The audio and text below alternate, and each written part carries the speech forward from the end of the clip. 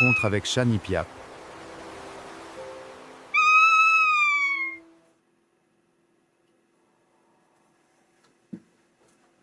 Bonjour. Aujourd'hui, je vais faire une vidéo en français parce que je pense que c'est nécessaire que le monde comprenne un peu la situation qu'on vit chez les Inuits. Parce que moi, j'ai beaucoup travaillé contre le traité Pétapen depuis plusieurs années. C'est depuis 2004 que j'ai entendu parler du traité Pétapen. J'ai fait beaucoup de vidéos là-dessus. Et en fait, là, je suis en train de regarder à la télévision, tu sais, il dit « 20 ans plus tard, la paix des braves ». Qu'est-ce qui s'est passé 20 ans plus tard? Ben, j'ai parlé la convention de la baie James dans les vidéos aussi. Et le traité Pétapen est comparable à la convention de la baie James. La convention de la baie James, on le sait, là, ça a été en 1975. J'avais à peu près 15 ans. Là. Puis c'était Bourassa qui était au pouvoir. Ils sont venus consulter les Inuits de ma région à moi. Avant, on était, je pense, dans le lac John, avant qu'ils nous déménagent, où ils étaient en train de nous déménager en ville. Là. C'est quand ça ne fait pas l'affaire, les gouvernements ou les compagnies qui veulent exploiter nos terres, ils déménagent les Indiens d'une place à l'autre. C'est ce qui nous est arrivé. Parce que probablement, ils projetaient déjà de passer devant notre petit village dans le temps, dans ces années-là. Puis, mon grand-père, il était très, très malheureux. Il a dit, ils veulent harnacher les rivières, ça va faire que les caribous, leur chemin, il va être tout en dérangé. Puis, mais moi, ce que je veux raconter, là, c'est vraiment dans les années 1984. Parce que pour moi, tu sais, la Convention de la baie James, j'en ai beaucoup parlé. Si vous voulez aller voir, là, vous pouvez faire Shani Piap et la Convention de la baie James. Ou vous pouvez aller faire le traité Pétapen, Shani Piap et le traité Pétapen. Mais ce qui arrive en ce moment là, chez les Inuits dans ma région à moi, il y a quelques jeunes chasseurs qui sont partis dans le nord. Ils ont tué plusieurs caribous parce que c'est une chasse communautaire. Ça arrive partout dans les communautés autochtones. Il y a des chasseurs qui sont plus vigoureux, donc c'est des très bons chasseurs. Ils vont chasser pour la communauté. À Schefferville, là, la nourriture, il vient par le train. C'est très cher. Puis, je vais revenir en 1984. Mais je veux juste vous parler de ce qui se passe présentement avant dans mon village, là, au niveau des caribous, au niveau des chasseurs. En fait, c'est le plan Nord qui continue. Là. Le plan Nord, il continue. Puis, ils ont chassé pour nourrir la communauté. Là, ils se sont fait arrêter par des gardes de chasse, probablement. Ils sont arrivés en hélicoptère. Ils ont pris des échantillons de caribou, il paraît, par les oreilles. C'est pas facile, c'est pas difficile de voir qu'ils ont tué des caribous, il y a plein d'images dedans. Et pendant qu'ils étaient là, ils se sont rendus compte qu'il y avait des compagnies minières. Il paraît qu'il y avait déjà tout leur stock, là. Il y avait déjà toute des machines pour aller exploiter. Mais il y en a beaucoup qui disent non, c'était pas pour exploiter, c'était juste pour explorer. Mais explorer ou exploiter, pour moi, c'est pareil. Quand tu veux t'explores, c'est t'as un but. Tu as un but d'aller exploiter. Et après ça, ben, ils ont fait toute une histoire avec les caribous. Quand eux, Hydro-Québec, en 1984, ils ont ouvert les valves. Puis les Autochtones les crient autant, là. Même si ils ont signé la Convention de la baie James, ils n'ont pas eu le respect. Puis ils étaient très fâchés, ils étaient très mécontents qu'on tue au-dessus de 50 000 caribous. Mais tu sais, ils ont dit, ah, c'est juste 40 000 caribous. Non, il y en avait bien plus que ça. Donc, ils les ont noyés. Ils ont ouvert la valve. Faites-les recherches sur Google, vous allez voir. Écrivez 1984, caribous noyés par Hydro-Québec. Vous allez tout trouver l'histoire. Puis après ça, ils vont dire que quelques jeunes chasseurs ont tué quelques caribous pour nourrir la communauté. Quand tu sais que la vie là-bas est très chère, juste pour se nourrir. Ah, j'ai dit à un ami l'autre jour, moi je vais raconter ça, l'histoire, là, quand je suis arrivée à voir ma mère dans mon village. J'ai dit à ma mère, on va aller s'acheter un peu le marché. On a acheté des gros morceaux de viande. On arrive chez nous, on dégèle ça. C'était vraiment pourri, la viande, là, était avariée. Il était tout vert. J'ai dit, on mange pas ça, maman. J'ai dit, tu vas être malade, je vais être malade, on mange pas ça. Donc, les Inuits, il faut qu'ils se nourrissent.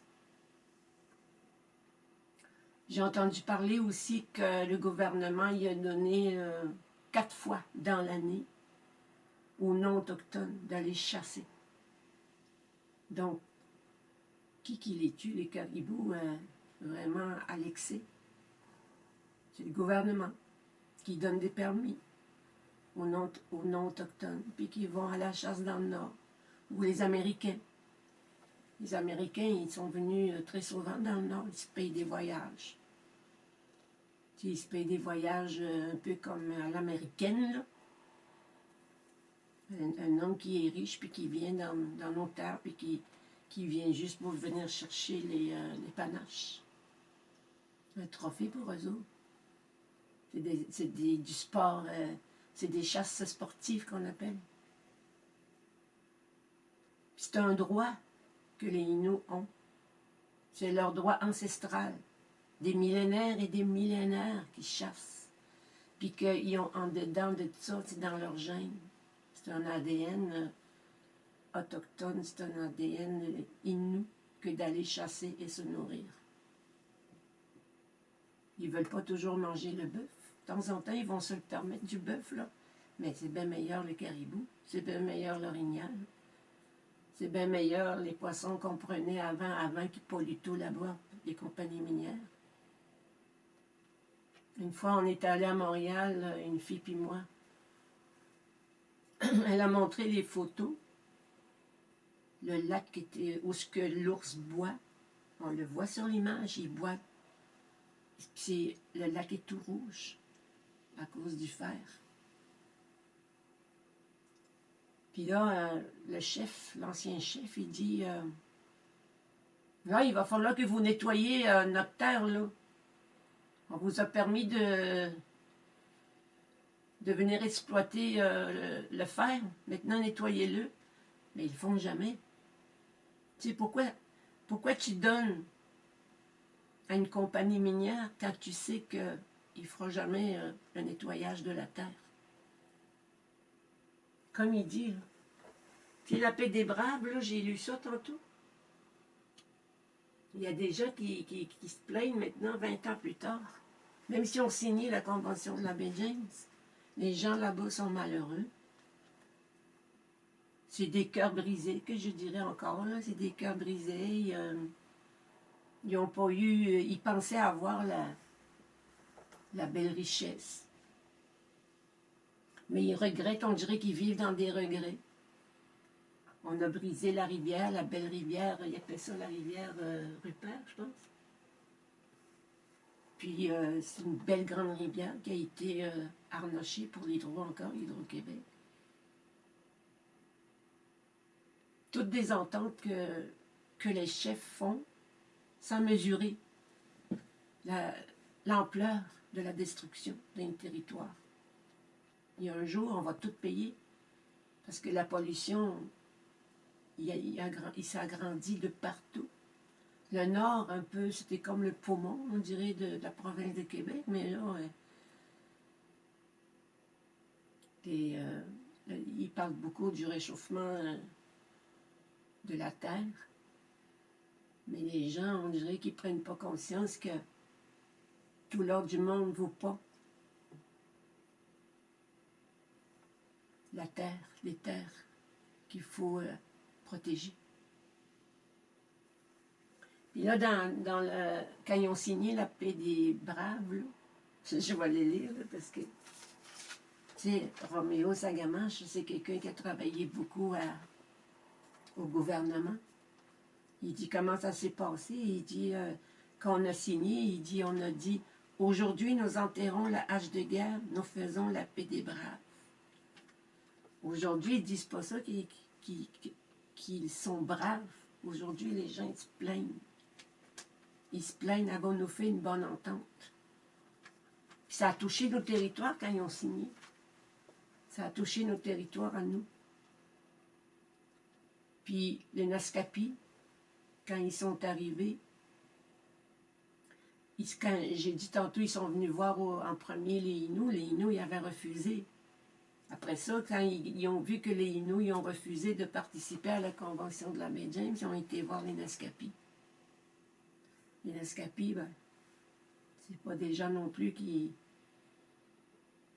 réfléchissent à protéger leurs droits ancestraux.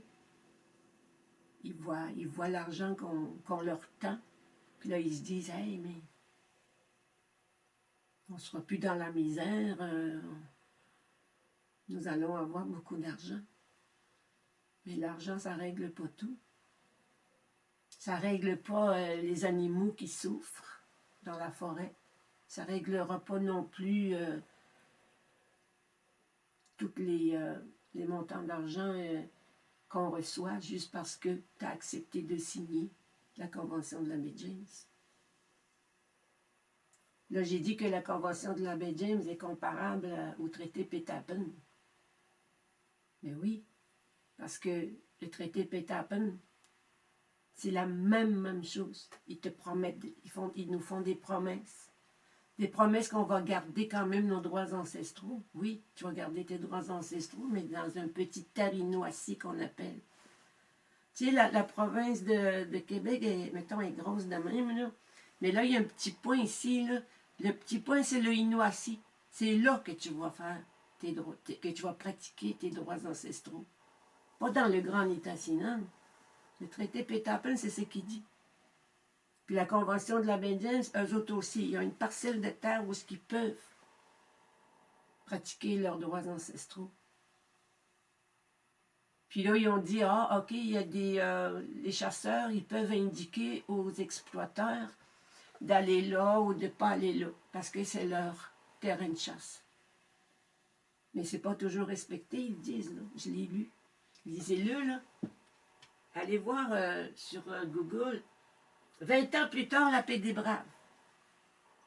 Il y a des jeunes là, qui étaient dans le conseil des jeunes. Il y en a un qui s'appelle Pakesu Mokash. Faisait partie de la jeunesse de la nation Cri. Mais lui, il se plaint, là, puis il n'est pas content.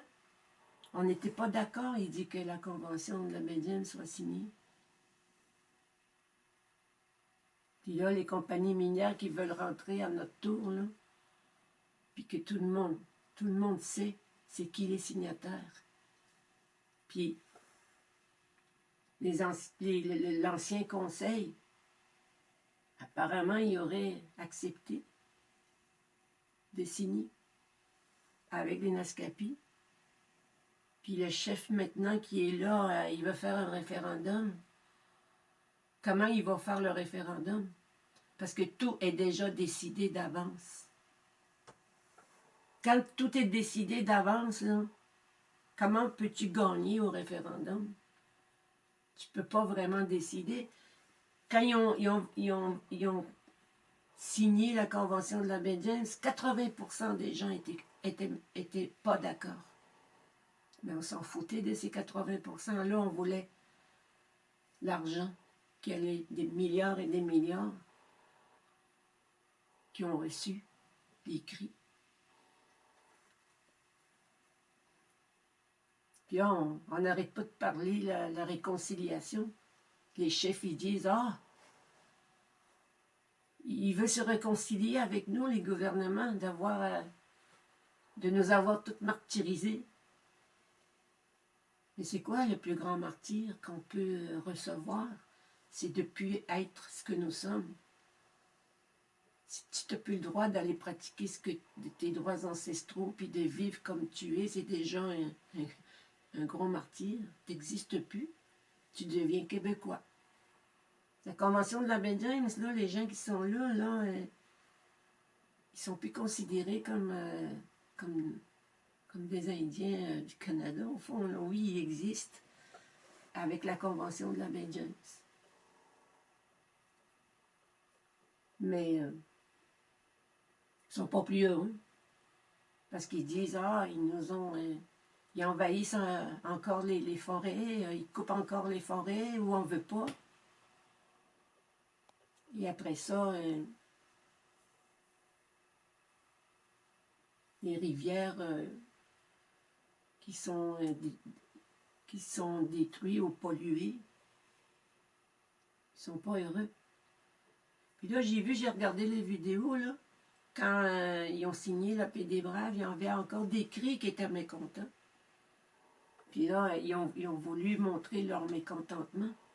Puis sais-tu, c'est qui les a sortis? C'est la GRC ou les policiers. Ils les ont mis dehors. Tu es considéré comme un criminel. Un coup que tu as signé, tu n'as plus de pouvoir. Quand tu as signé, c'est signé. Tu es un criminel au niveau de la loi québécoise ou canadienne. C'est un exemple pour nous, la Convention de la baie James ou la paix des Braves. C'est un exemple. C'est pour ça que le traité Pétapen, il ne faut pas que ce soit comme la Convention de la baie James, il ne faut pas signer ça. Il ne faut pas qu'ils nous signent le traité Pétapen. Lisez ce qui se passe avec la Convention de la baie James. Regardez si les cris sont aussi heureux qu'on le dit. Regardez s'ils sont aussi riches comme on le dit. Ils disent que non. Il y a des gens nantis et puis il y a des gens pauvres, très pauvres. Il y en a un qui raconte dans la vidéo, là, il dit j'ai été malade, je suis allé à Montréal, puis je me suis dit, avec autant d'argent qu'on reçoit, pourquoi ils n'ont pas construit un hôpital? Parce qu'il dit, je ne me sentais pas bien traité à Montréal. Puis ils coupent encore. Ils coupent encore des arbres, les compagnies forestières. Je le vois, là, ils se sont fait une entente qu'ils pouvaient couper là et là et là, tu sais. Puis ils sont dérangés. Ils sont dérangés, pareil, par les compagnies qui brisent l'environnement, qui détruisent l'environnement. L'autre jour, je suis allée à la réunion ici à Wendake. Ils font un changement électoral. Puis, j'ai beaucoup de difficultés à comprendre où ils veulent nous emmener, mais j'ai même posé la question, c'est où vous voulez nous emmener?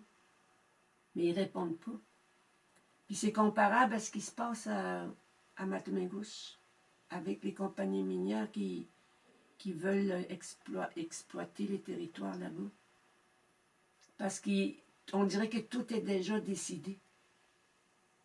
Ils veulent le changement électoral, c'est comme s'ils vont le faire même s'il y a un référendum.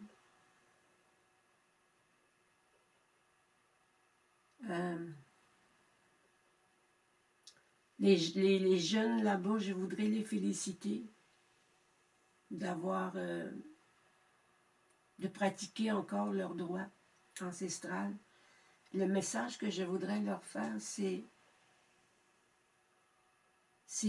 de pratiquer leurs droits, coûte que coûte, quoi qu'il arrive, puis d'avoir confiance que dans le futur, les choses peuvent changer. Ce que je sais, là, avec la Convention de la baie James, ils ont un certain temps pour qu'ils reçoivent leur montant d'argent. La paix des Braves, c'est pareil, ils ont un certain temps. Pourquoi ils avaient demandé la paix des Braves? C'est parce qu'il n'y avait plus d'argent. Donc, ils voulaient encore de l'argent. Ils se sont trouvés une manière parce que les compagnies forestières, eux autres, ils n'ont pas arrêté d'exploiter ou de couper. Puis, il ne faut pas arrêter d'espérer qu'un jour, ça peut changer. Ils ne pourront pas toujours... c'est pas à perpétuité leur entente avec les gouvernements. Donc, il faut pas lâcher, il faut être solidaire, de continuer à protéger le territoire. Mais la seule chose, par exemple, il ne faut pas accepter de la protéger. On entend beaucoup la protéger, je le dénonce fortement dans mon vidéo en Innu. C'est comment c'est arrivé. Il y a des personnes qui se sont installées dans notre territoire, des gens qui disent qu'ils sont parents avec mon grand-père. Mais en fait, c'est mon grand-père à moi, là, ou à nous. Mais eux autres, ils se sont dit, on est parents avec lui, donc on peut aller s'installer là. Puis mon père, il dit bien dans le vidéo en Innu que le territoire a été transféré à ma mère. Donc, après ma mère, elle a fait une lettre. Elle a écrit une lettre comme de quoi on ne devait pas exploiter le territoire de son grand-père. Elle ne voulait pas que personne s'installe dans notre territoire. Je vais nommer le territoire 205, là, parce que les autres, ils donnent des numéros, hein, les gouvernements, ils donnent des numéros pour nous attitrer des territoires, là, mais nous autres, on savait que nous, c'est dans ce coin-là. Là.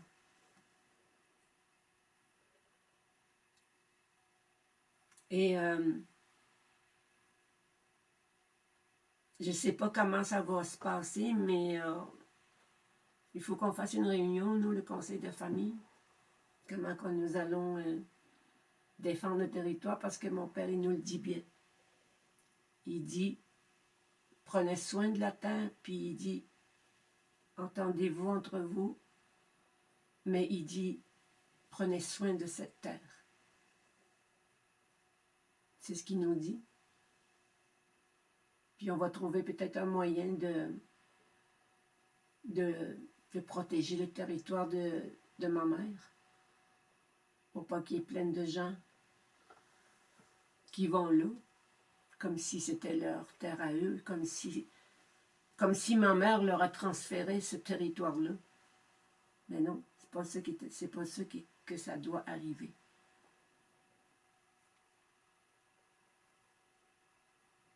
Donc, le plan Nord continue. Ils vont partout. Ils vont même jusqu'au Labrador. Ils veulent ouvrir les routes. Là, qu'est-ce qu'ils vont faire, là?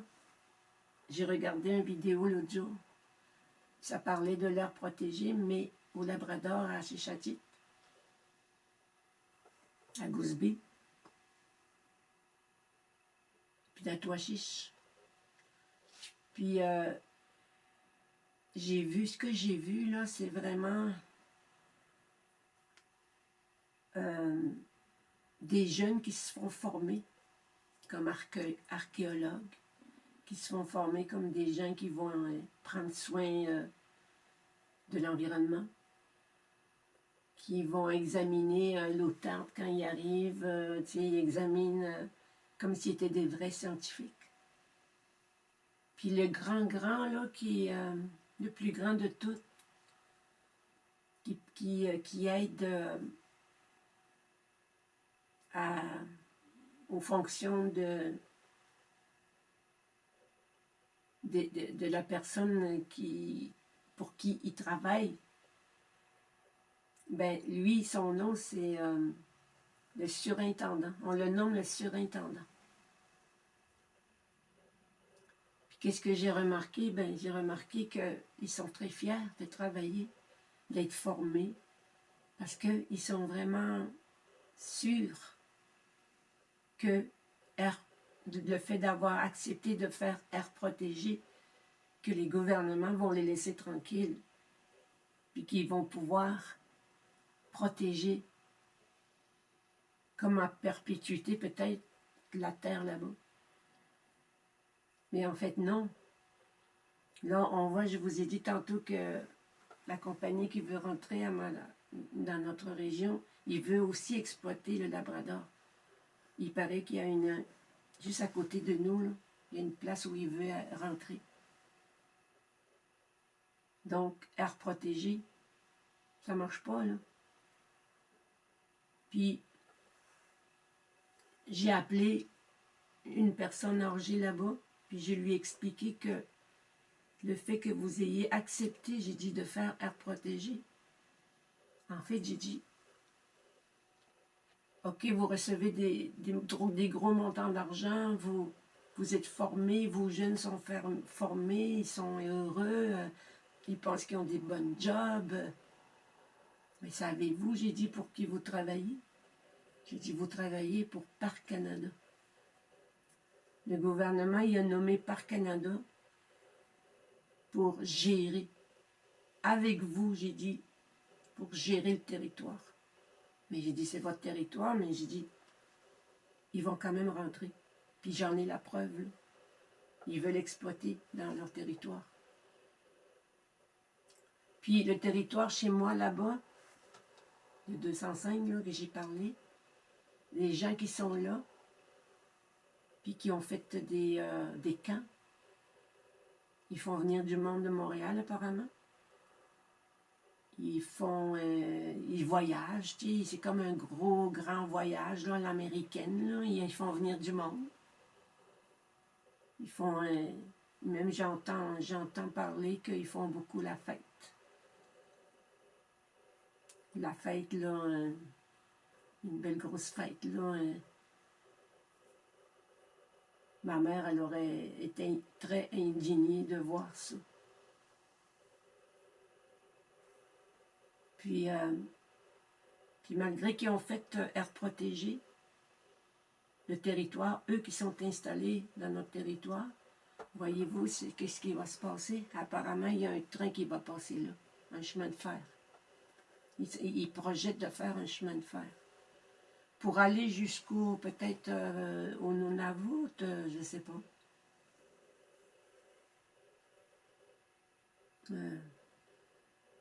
Mais bon, moi, je vais suivre le conseil de mon père qui dit protéger le territoire. Faites tout votre possible, il dit, pour le protéger.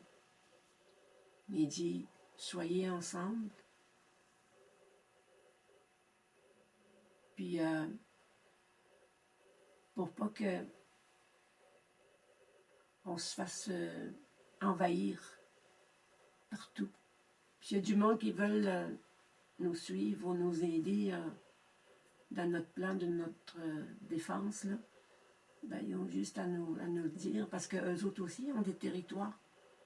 Notre territoire, là, il y a plein de territoires autour. S'il y a des gens qui sont très mécontents, puis qui voudraient faire la même chose que nous, ben, au fond,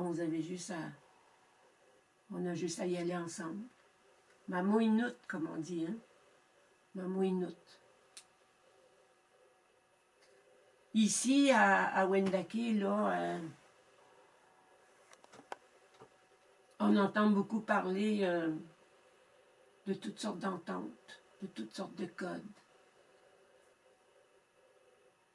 Saviez-vous ça que dans plusieurs communautés autochtones, il y a des ententes qu'on appelle terres désignées.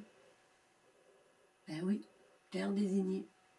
Ça veut dire que, mettons, tu construis une caisse populaire, puis la caisse populaire devient un terre désigné, ou un hôtel, terre désignée.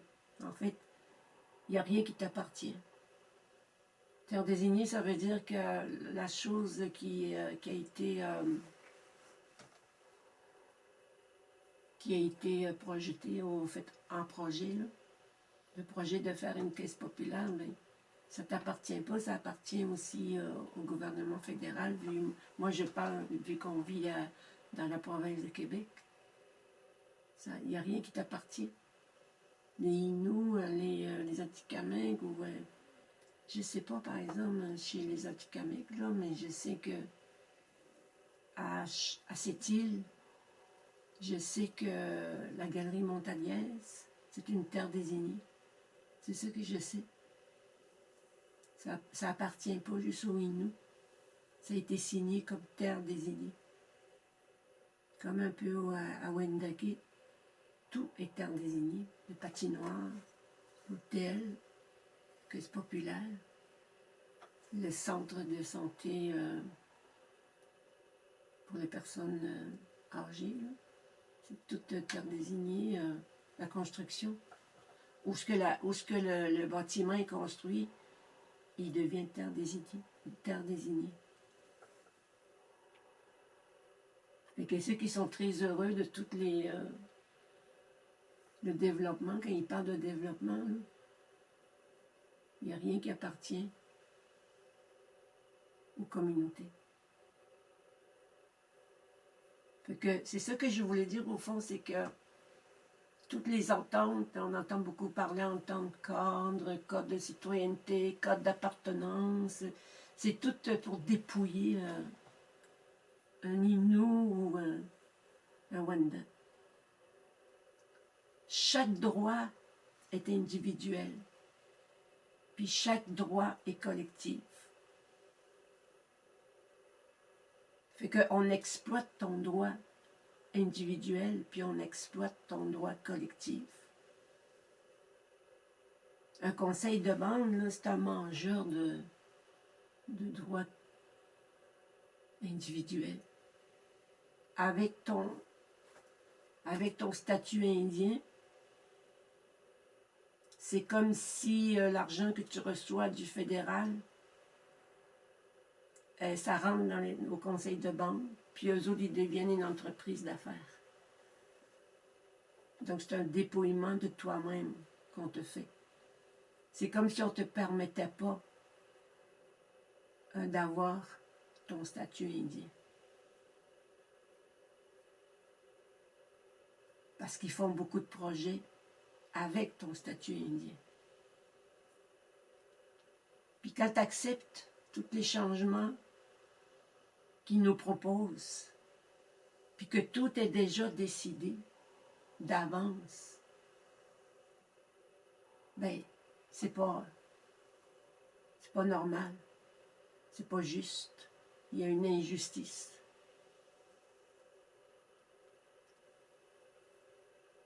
Ils appellent ça apparence de droit. Apparence de droit.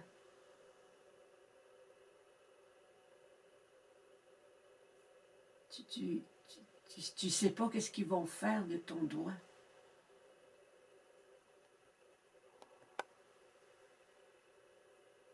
Puis là, ils font des ententes définitives, un coup qu'ils signent. Comme le traité Pétapen, s'il est signé, là, c'est une entente définitive, ça ne reviendra plus jamais après. C'est terminé. Comme ils ont fait avec la convention de la baie James, c'est une entente définitive. Tu ne pourras plus jamais retourner en arrière. Tu leur as laissé rentrer les compagnies pour exploiter ta terre, puis ils ne partiront plus jamais de là. Tu leur as donné la permission, tu as signé, puis c'est à vie. En tout cas, tant qu'il restera d'arbres à couper, tant qu'il y aura des mines à aller chercher sur les terres, ils vont y aller parce que tu leur as donné la permission. Puis c'est ça la faute des conseils de bande. Tu sais, quand j'ai parlé de mon territoire, notre territoire de 105, quelqu'un a permis ça, là. C'est le conseil de bande qui a permis. Puis moi, le conseil de bande, ben, je l'accuse. Je l'accuse d'avoir donné des permissions à ces gens-là de s'installer dans notre territoire. Puis ces gens-là, ils n'ont aucun respect sur l'écriture de ma mère. Ma mère a dit, on ne touche pas à ça. On ne touche pas à mon territoire. Je veux qu'elle reste vierge, puis je ne veux pas qu'on l'exploite. Je veux qu'elle soit protégée pour ma famille, mais aussi pour les animaux qui vivent là. Puis la forêt.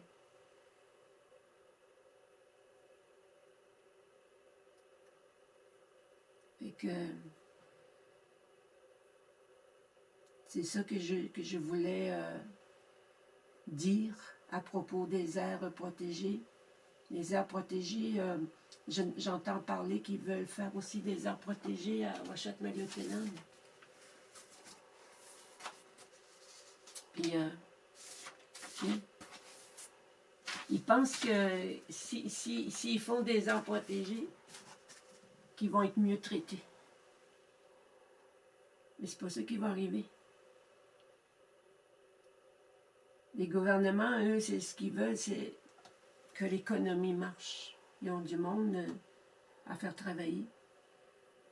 Puis ils veulent devenir un grand pays, le Canada ou le Québec. Le Québec, la province du Québec, ils veulent faire travailler leur monde. Il n'y a pas de travail si on n'exploite pas. Puis les chefs indiens, ben c'est les premiers qui sont approchés, puis qui sont faciles de les influencer, de leur faire dire vous allez pouvoir être bien traités, vous allez pouvoir bien traiter votre peuple, vous allez pouvoir vivre un petit peu plus, moins misérablement, mettons. Parce que même si on signé la Convention de la baie James, même si on signé la paix des Braves, savez-vous, c'est qui les Braves? C'est les Indiens qui ont signé. C'est ce qu'il dit ici. Roméo Saint-Amand, j'ai dit, aujourd'hui, nous enterrons la hache de guerre, nous faisons la paix des Braves. C'est eux autres les Braves. Il dit, on est braves pour signer ça. C'est ce qu'ils veulent dire. Mais moi, je ne les trouve pas braves. Ce qu'ils ont fait à la maman terre, là, moi, je trouve pas que c'est...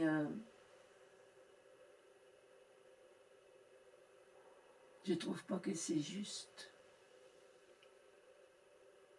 Moi, j'ai toujours travaillé dans l'environnement. J'ai essayé de travailler dans l'environnement espérant que je vais trouver des bons amis.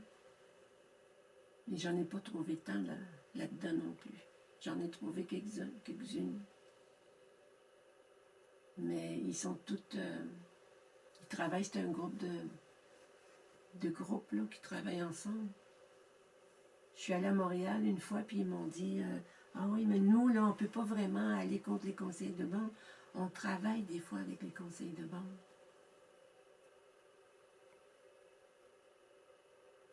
Fait que je dirais aux Inuits qui ont chassé les caribous, continuez à faire, à pratiquer vos droits ancestraux. Protégez votre culture, Inuit. Puis au référendum, guettez-les parce que ils peuvent vous en passer des bonnes. Quand ils votent, là, ils prennent maintenant, je pense, 25% du monde. Ça ne les dérange pas. Ils appellent ça le votage simple. Après ça, il y a les votages doubles.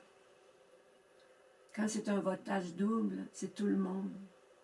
Mais quand c'est simple, c'est juste quelques personnes qui décident de notre sort. parle beaucoup aussi de la loi sur les Indiens. Ici, à Wendake, ils nous parlent qu'ils veulent tasser la loi sur les Indiens. Dans beaucoup d'endroits, ils nous disent « Ah, c'est colonial ». Mais en fait, il y a beaucoup d'articles dedans qui protègent le territoire, qui protègent ton droit ancestral. Puis, au niveau de la loi, mettons, si tu te défends, il a été accepté que la loi, quand même, sur les Indiens, a un certain pouvoir. Tu peux te défendre avec ça. Fait que, écoutez pas les gens qui veulent tasser la loi sur les Indiens. C'est le meilleur conseil que je peux donner aux gens qui défendent leur droit ancestral. Parce qu'ils vont vous faire comme ils ont fait quand les signataires ont signé pour la paix des Braves. Là.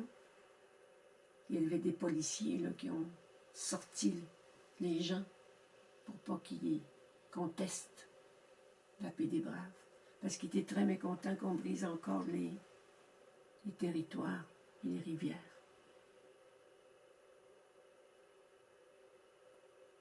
Fait que c'est ça que je dirais. J'espère que vous allez prendre la Convention de la baie James comme un exemple de vous battre contre le traité Pétapen, puis de ne pas accepter l'arc protégé.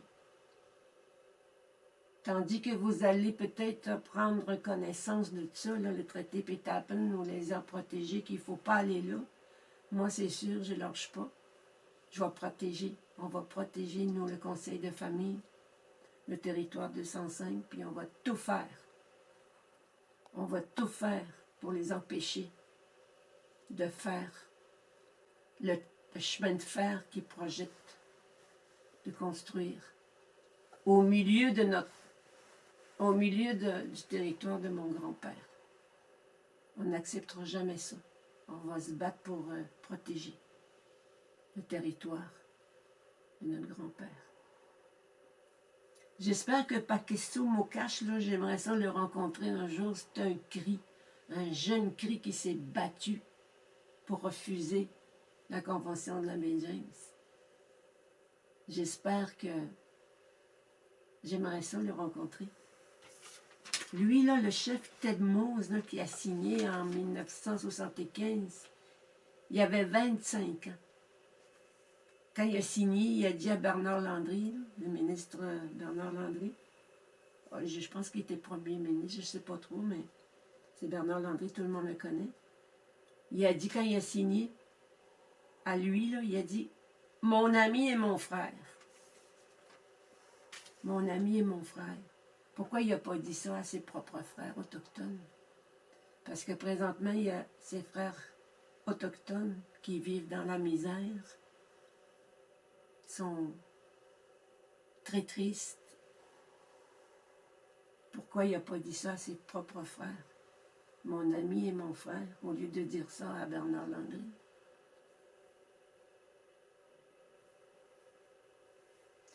Fait que c'est ça que je dirais là pour l'instant. Puis la réconciliation, ben oubliez ça là. On ne se réconcilie pas avec quelqu'un qui détruit nos terres, qui projette de détruire nos terres, ou qui vont partout pour détruire nos terres. On ne peut pas se réconcilier avec des gouvernements ou des compagnies forestières, minières ou pétrolières. Tu ne peux pas te réconcilier avec ces gens-là. Mais apparemment, les conseils de bande sont tellement heureux de ce mot-là que quand ils font des ententes avec les gouvernements, ils disent « Ouais, mais pour la réconciliation, là, tiens, on pourrait s'entendre pour ci, pour ça. » Arrêtez de croire au mot réconciliation. Ça ne marche pas. Regarde la Convention de la baie James. Même s'ils sont réconciliés, même s'ils se sont entendus, la façon qu'ils allaient exploiter les territoires chez les Cris, ils ne sont pas plus heureux. Puis les caribous, mangez-en, au lieu de manger de la viande avariée. C'est ça que j'ai envie de dire. Je vous remercie beaucoup de m'avoir écouté, puis j'espère que je vais en faire d'autres pour que vous puissiez savoir que il faut travailler ensemble, tous les Inuits, tous ceux qui ont un statut indien au fond. Tous ceux qui ont un statut indien, il faut qu'on travaille ensemble pour aller contre les gouvernements, parce que les gouvernements ont peur des gens qui ont un statut indien, puis c'est ceux qui veulent vous enlever. Ils veulent vous enlever votre statut indien parce que vous les bloquez tout le temps dans les territoires. Eux, ils veulent faire l'économie. Mais avec votre statut indien, ils ne peuvent plus rien. Ils ne peuvent pas passer par-dessus le statut indien. Parce que le Canada, il a fait les lois, la loi sur les Indiens, en fait, pour protéger vos droits ancestraux. Puis c'est avec le statut indien que ça s'est fait. À moins que tu veux te débarrasser puis t'émanciper de ton statut indien. Bon ben. Mais t'as pas à parler. Si tu veux plus être indien, t'as pas à parler de ceux qui ont un statut indien puis qui veulent protéger leurs droits ancestraux. Parce qu'il y en a beaucoup qui veulent se débarrasser de la loi sur les Indiens, qui veulent enlever le statut, qui veulent l'enlever leur statut indien, puis qui veulent influencer les autres pour qu'ils enlèvent leur statut indien. Ben, va donc t'émanciper, puis va vivre en ville. Puis vis comme un bon Québécois, en ville. Puis va faire que toi, tu t'es... Puis dis-le à tout le monde que tu t'es émancipé, c'est tout. Puis laisse les autres qui ont déjà un statut indien, puis qui veulent vivre encore leur droit ancestral pour rester gardien de territoire. Juste un dernier mot avant que je vous quitte. Là. Nous, on est au Saguenay, puis on a allumé un feu sacré, puis on est là depuis 3 ans. Puis, les gardiens de feu, ils sont vaillants, ils sont courageux. Tu sais, c'est comme les jeunes caribous, les jeunes chasseurs au caribou. Là. Moi, je suis très fière de ces traditionalistes. Ils vivent comme un Inuit, comme nos grands-pères vivaient. Prennent soin de ce qu'ils ont reçu. C'est un héritage. Vivre son droit ancestral, c'est un héritage. Fait que ton statut indien, il a été reconnu, prends-en soin. Puis vends-les pas pour des millions de dollars, parce que ça vaut pas la peine, à moins que tu veux manger quelque chose d'avarié. Le caribou, il est bon, il est sain, il mange juste du nickel. Il mange propre. Donc, reste comme tu es, un vrai Inou. C'est jusqu'à maintenant. Merci.